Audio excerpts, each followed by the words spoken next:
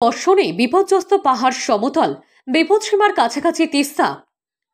প্রবল বর্ষণের জেরে বিপজ্জনক পরিস্থিতি পাহাড়ে, ধসের জেরে বিচ্ছিন্ন একাধিক জায়গায় ধসের পাশাপাশি বেরিক দ্বারা সেতিঝোড়ার মতো এলাকাগুলিতে পাহাড় থেকে বোল্ডার গড়িয়ে পড়ায় নতুন করে বন্ধ হয়ে গিয়েছে 10 নম্বর জাতীয় সড়ক।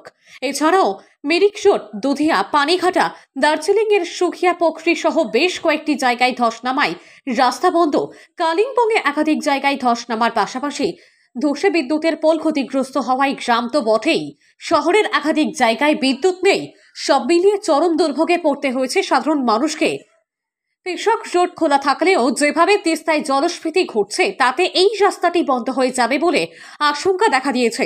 কালিম্পং এবং দার্জিলিং জেলা প্রশাসনের তরফে সকলকে সতর্ক থাকার পরামর্শ দেওয়ার পাশাপাশি প্রয়োজনীয় পদক্ষেপ করা হচ্ছে।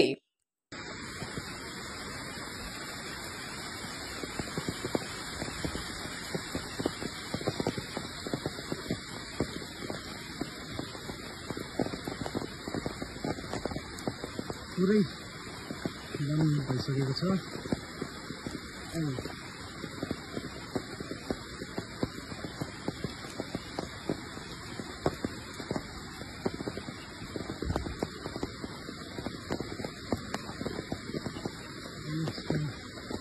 मन्दिरको छेउ स्थिति ढुङ्गा झर्दैछ माथिबाट।